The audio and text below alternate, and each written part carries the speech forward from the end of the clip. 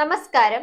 Mayor Arya രാജേന്ദ്രനും KSRTC driver യദുവും തമ്മിലുള്ള തർക്കം സംബന്ധിച്ച് കോടതിയിൽ പൊതു താൽപര്യ ഹർജി നൽകിയ അഭിഭാഷകനായ ബൈജു നോയൽ ആദ്യമായല്ല ഇത്തരം സംഭവങ്ങളിൽ ഇടപെടുന്നത്. മല്ലപ്പള്ളിയിൽ മന്ത്രി സജി ചെറിയാൻ നടത്തിയ ഭരണഘടനാ വിരുദ്ധ പ്രസംഗത്തിനെതിരെ Thiruvalla judicial first class magistrate കോടതിയെ സമീപിച്ചത് ബൈജു നോയലായിരുന്നു.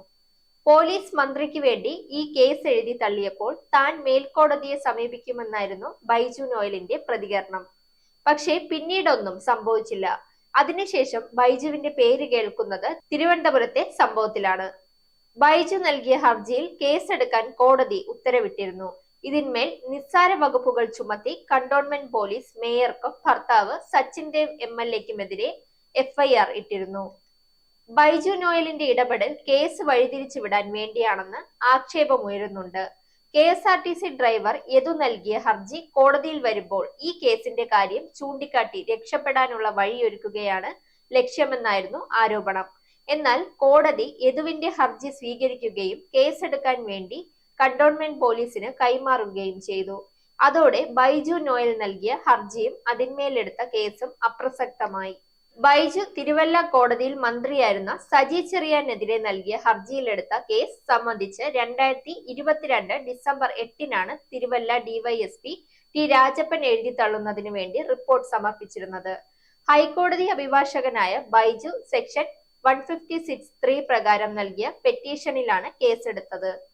ഇതിൽ പ്രകാരം 600/22 നമ്പരായി FIR രജിസ്റ്റർ ചെയ്ത് തിരുവല്ല DYSP T രാജപ്പൻ റാവുത്തറാണ് കേസ് അന്വേഷിച്ചത്. ഡിസംബർ 8-നാണ് കേസ് നിലനിൽക്കുന്നില്ലെന്ന് കാട്ടി DYSP കോടതിയിൽ റഫർ റിപ്പോർട്ട് നൽകിയത്. 39 സാക്ഷികളെ കണ്ട് മൊഴിയെടുത്തുവെന്നും സജി ചെറിയാൻ ഭരണഘടനയെ അവഹേളിച്ചില്ലെന്നും അതിനാൽ കേസ് നിലനിൽക്കില്ലെന്നും റിപ്പോർട്ടിൽ പറയുന്നു. ഇതിന്റെ അടിസ്ഥാനത്തിലാണ് റഫറൽ റിപ്പോർട്ട് അംഗീകരിക്കുന്നതിന്റെ ഭാഗമായി കോടതി പരാതിക്കാരന് നോട്ടീസ് അയച്ചത്. പരാതിക്കാരന് റഫറൽ റിപ്പോർട്ടിന്മേൽ പ്രൊട്ടസ്റ്റ് കംപ്ലൈന്റ് നൽകാമെന്നായിരുന്നു അടുത്ത നടപടിക്രമം. അതിനുശേഷം കോടതിയിൽ തന്റെ വാദമുഖങ്ങൾ അവതരിപ്പിക്കാം, സാക്ഷികളെയും ഹാജരാക്കാം. നടപടിക്രമങ്ങൾ പൂർത്തിയാക്കി കോടതി വിധി പറയുന്നതോടെയാണ് കേസ് അവസാനിക്കുക. അന്ന് ബൈജു നോയൽ മറുനാടനോട് പറഞ്ഞത് ഇങ്ങനെ: മുൻ മന്ത്രി സജി ചെറിയാൻ ഭരണഘടനയെ അവഹേളിച്ചുവെന്ന കേസ് എഴുതി തള്ളാനുള്ള നീക്കത്തിനെതിരെ നിയമ നടപടിയുമായി മുന്നോട്ടു പോകുമെന്ന് ഹർജിക്കാരനായ ഹൈക്കോടതി അഭിഭാഷകൻ ബൈജു നോയൽ മറുനാടനോട് പറഞ്ഞു. കേസ് എഴുതി തള്ളാൻ പോകുന്നുവെന്ന വാർത്ത വന്നപ്പോഴുള്ള പ്രതികരണമാണ് ഇത്. ഇപ്പോൾ പോലീസ് റഫറൽ റിപ്പോർട്ടാണ് തിരുവല്ല 1-ാം ക്ലാസ് മജിസ്ട്രേറ്റ് കോടതിയിൽ നൽകിയിട്ടുള്ളത്. ഇത് കോടതിക്ക് സ്വീകരിക്കുകയോ തള്ളുകയോ ചെയ്യാം.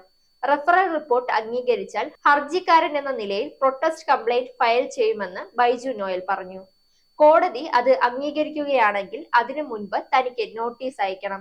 Calendar case CC referral case RC ആക്കുന്നതിന് മുൻപുള്ള നടപടിക്രമം ഇതാണ്. അപ്പോൾ കോടതി തനിക്ക് തെളിവുകൾ ഹാജരാക്കാനുള്ള അവസരം തരും. പോലീസ് പറയുന്നത് തെളിവില്ലെന്നാണ്. പക്ഷേ തന്റെ കൈവശം തെളിവുണ്ട്. അത് താൻ പറഞ്ഞതിന്റെ അടിസ്ഥാനത്തിലാണ് കേസെടുത്തത്. അദ്ദേഹം ഇന്ത്യൻ ഭരണഘടനയെ അപമാനിച്ച് പ്രസംഗിക്കുന്നതിന്റെ ഫുൾ വീഡിയോ തന്റെ കൈവശമുണ്ട്. അത് മാത്രമാണ് ഏക തെളിവ്. കോടതി എടുക്കുന്ന തീരുമാനത്തെ ആശ്രയിച്ചാകും കേസ് മുന്നോട്ട് പോകുക.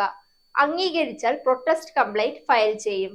കോടതി അംഗീകരിക്കുകയല്ല, റഫറൻസ് കേസ് ആക്കുകയേ ചെയ്യുകയുള്ളൂ. ഇനി അംഗീകരിച്ചില്ലെങ്കിൽ പുനരന്വേഷണത്തിന് ഉത്തരവിടാം. അന്വേഷണ ഉദ്യോഗസ്ഥനെ മാറ്റി മറ്റൊരാളെ കൊണ്ട് അന്വേഷിപ്പിക്കാം. അല്ലെങ്കിൽ കേരള പോലീസിനെ തന്നെ വേറെ ഏതെങ്കിലും ഏജൻസിക്ക് കൈമാറാം. സെൻട്രൽ ഏജൻസി വേണമെങ്കിൽ നമ്മൾ ഹൈക്കോടതിയെ സമീപിക്കേണ്ടി വരും. ഈ ആവശ്യം ഉന്നയിച്ച് മുഖ്യമന്ത്രി, അഡീഷണൽ ചീഫ് സെക്രട്ടറി, DGP എന്നിവർക്ക് പരാതി നൽകിയിട്ടുണ്ട്. ഞാനൊരു കണ്ണൂരുകാരനാണ്. ഈ വിഷയത്തിൽ ചില സമ്മർദ്ദങ്ങൾ ഉണ്ടായിട്ടുണ്ട്. ഞാൻ പയ്യന്നൂർ മുനിസിപ്പാലിറ്റിയിൽ കൗൺസിലറൊക്കെ ആയിരുന്നു. അതുകൊണ്ട് തന്നെ ഭീഷണിക്കൊന്നും മുഖവില കൊടുക്കാറില്ല. അവരുടെ തന്ത്രമൊക്കെ അറിയാം. അതുകൊണ്ടാണ് അതനുസരിച്ചാണ് നീങ്ങുന്നതെന്നും അഡ്വക്കേറ്റ് ബൈജു നോയൽ പറഞ്ഞു. Zag news, Thiruvananthapuram. നേരിന്റെ വാർത്തകൾ നിങ്ങളുടെ വിരൽത്തുമ്പിൽ എത്താനായി സാഗ് ന്യൂസ് ചാനൽ സബ്സ്ക്രൈബ് ചെയ്തും ഷെയർ ചെയ്തും ഒരു ശരിയായ മാധ്യമ നിലപാടിന് നിൽക്കാൻ ഞങ്ങൾ നിങ്ങളെ ക്ഷണിക്കുന്നു.